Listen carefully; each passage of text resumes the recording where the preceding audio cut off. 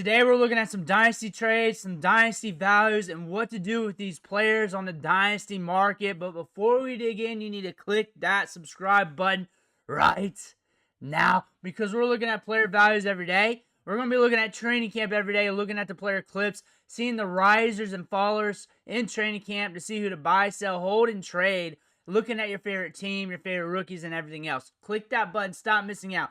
But today, we're starting off looking at some players. And we're starting off with Marshawn Lloyd. Marshawn Lloyd was not on the field much of last year, ranked as the 58th running back off the board. And that's very similar in ADP and everywhere else because we got a jacked rookie running back class. And some of these year two guys, these young guys who didn't get much run last year or any run at all, are starting to become afterthoughts. And we're seeing that with a guy here like Marshawn Lloyd. And the thing about him is ambiguous. This depth chart, it's Josh Jacobs. He's getting a lot of touches. Manny Wilson's always looking good. So, at best, or maybe at most, Marshawn Lloyd's going to have some sort of role if Josh Jacobs goes down. But it could be a share of the work with Manny Wilson. He looks solid when he gets the opportunity. He always looks solid when he gets an opportunity. The thing about this is he's got the size of just athleticism, a 93rd percentile speed score to pop off. We're seeing how he develops in the system. We are going to see how he's doing in training camp. This is a player we're watching in training camp. That is my main take. We're watching him in training camp, but he's super cheap right now. But there's always going to be players that are super cheap. You got Blake Corum, Roschon Johnson. You just pick your names. You got DJ Giddens. There's players there in this realm that are backup running backs that are very juicy right now that are cheap. You just pick your poison. And there's some running backs you can trade for and some you can't. He may not even be tradable in your league. He may be held by a Packers fan. Chase Brown's not cheap. He's not cheap. But are you in or are you out? Because I'm seeing a lot of conversation about him. Multiple RB1 weeks last season. 3 RB2 weeks. Only a few down weeks. Looks like 4 under 10 PPR fantasy points while scoring 16.1 points per game. RB13. He was coming up too in value. He was RB15 last time we talked about him and just getting a good opportunity share. 10th among running backs. We're getting work in the passing game. We're getting a lot of opportunity. We're running 12.7 routes per game. We're getting a lot of opportunity. Zach Moss, are we going to make it through training camp with him? We got some changes on the depth chart. We added Brooks. We added Samaje Perine. So there could be some more competition in this backfield. Could be, could not be, but maybe the right type where you got a good meat shield. Kyron's in his area. Kenneth Walker. Mika Buka. Josh Jacobs-ish, but down a ways. I don't see anybody making really any of those trades. I think this is a player you got to be creative with because he's valuable, but yet holding some value due to being a running back, but also you got to make it fit with the right wide receivers and other players. I think it's going to be very sticky with him, but he's in line to get a good workload.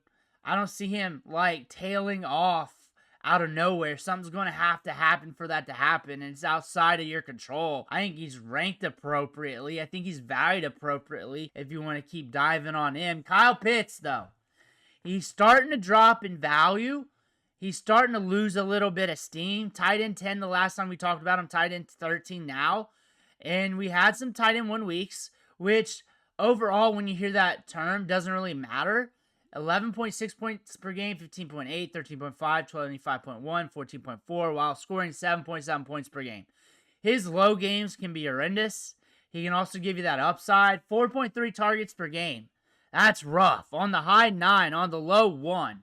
And you're looking at his target share, 13.7%. There's just too much competition in this offense. Some people will say he's bad. Some people will say he's good. There's just too much competition in this offense. Drake London getting almost a 30% target share while you're getting Darnell Mooney getting 21%. Ray-Ray McCloud getting moments where he's getting 20% of targets in some of these games. And now you got Bijan Robinson getting a large target share. It's hard for a guy like Kyle Pitts to eat. The one metric I like about him is the ADOT. It's higher than average for a tight end, but also probably makes it harder for him to compete getting targets with a higher ADOT because he's not an outlet guy on a lot of these routes. He's stretched down the seam using that athleticism. That being said, though, the athleticism's there. And this competition may not always be there. They may be down a wide receiver or so. They may be down Bijan. Maybe that happens.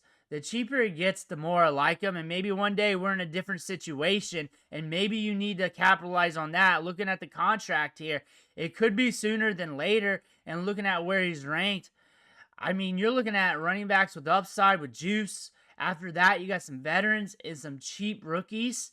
It's starting to get cheaper down the board. When you look at Pitts, though, he can give you upside on any given Sunday. He's great for DFS, great for best ball. Right now, setting lineups, he's a head case. He's a head case. Christian McCaffrey.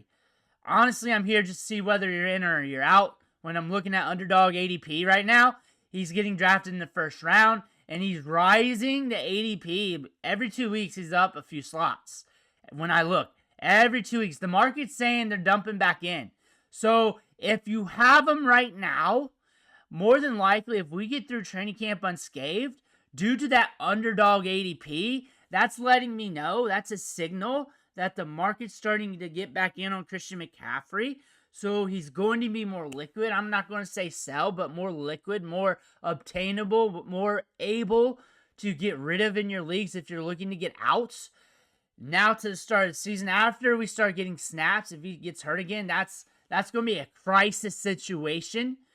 Also, people are looking to see if he can just jump back to those points per game, those good moments. Remember, this is a guy that's going to get a heavy opportunity share. He's going to get a lot of work in this offense until the wheels fall off, and that's it. The opportunity share, 12th among running backs. He's run a lot of routes per game. 16. Small sample, but still, that's what we expect from Christian McCaffrey. He's going to get work in the passing game. He's cheap right now, RB18. But he can also deliver those results. But he's down there in the dynasty streets, especially ADP, keep trade cut, because of the age injury history. But underdog drafters are saying they're different. They're like, hey, short term this year, we're going back in, which means you might be able to get your selling opportunity. If you play your cards right, you're going to have to be creative. Like, I can't tell you one for one, but you're looking at some of these names around, like James Cook, Caleb Johnson, Jameson Williams. You're probably going to have to package or trade down off the list. Like, go a cheaper player and then mix and match with some assets to get it back up the value. That's probably something you're going to have to do. But Christian McCaffrey, you got some upside here for the season and maybe a potential trading opportunity due to what Underdog Fantasy is saying. Rashad White, he's getting cheap. He's cheap on Underdog, and he's cheap with Dynasty gamers. But the thing about this price tag is you're getting a few good weeks out of him every year. You're getting workload out of him. He's on the field with Bucky Irving. Bucky Irving's the man. He's a good handcuff for Bucky Irving. He's used in the passing game as he's running 18 to 20 routes per game. He's getting an okay opportunity share. We got efficiency dichotomies. Like, the efficiency is not going to be there as a running back, but he's a receiving outlet in the backfield, and he's starting to get cheaper and cheaper and cheaper, and he's more for the short term, but most running backs are for the short term, so you can't really use that against him because most running backs are. He's getting cheap. I like him the cheaper he is. Like, he might not be tradable soon because people are going to realize that this is a guy that could score fantasy points. And it's not going to be sexy, but he's going to get a role in the passing game. And people are going to start talking him up. And the value's just going to stick to where it's at and not be liquid, where it's liquid now.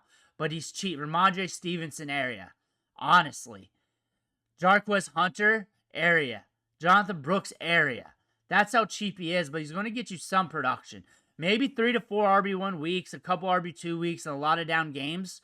And you're not going to want that as one of your main squeeze running backs, but you're going to want that as a shuffle piece on the back end of your depth chart if you're competing. Darnell Mooney. We talked about Kyle Pitts. Darnell Mooney, 12.1 points per game, wide receiver 57. 6.6 targets, though. We got to see how we're looking throughout training camp. We got to see how that looks for sure. But 21% target share and 8 out of 12.4. So when we're healthy and we're on the field, we're looking solid. We're looking solid. We're getting a deep 8 deep target share. The Dynasty ADP's holding steady. Wide receiver 57 range is cheap like it was last year.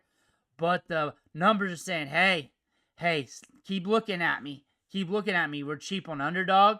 We're looking at the injury history here down below. That's something to take note of.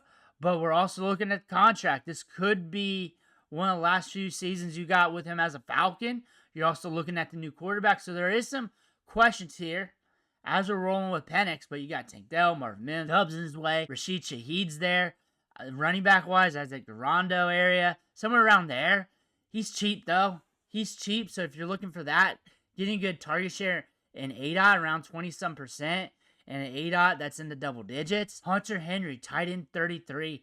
He rose a little bit in the rankings, and we're looking at what he's doing week to week. Couple tight end 1 seasons. He's actually doing better than Kyle Pitts, and he's actually a lot cheaper. 6.1 targets per game as well. Target share 20.8% in ADOT. He's getting targeted. He's getting opportunities. That's the thing to look at. He's an outlet tight end.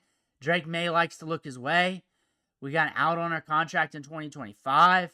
A good route participation rate. We're running 27 routes a game, which I believe it's going to be around that area. We're getting a good amount of work here. And we're looking at the values. And you're looking at Hunter Henry. We're around Theo Johnson, Michael Mayer, Josh Palmer. We're up there in the rankings a little bit compared to where we were at. But he's a cheap get. He's a cheap ad. He's going to get work. He's going to get opportunity. Drake May's going to look his way. We're looking at Alvin Kamara, though. This is a guy that's always there, but Father Time's not too far away. RB22, though, and we got a quarterback battle with the Saints. That could drastically impact his results this year, but it did not impact him that much last year. Like, it was not on the high end like it was before, but he was reliable. He was reliable because of the work in the passing game. He's getting a lot of work in the passing game. 21.5% target share, running almost 20 routes per game. That's always going to give him the opportunity.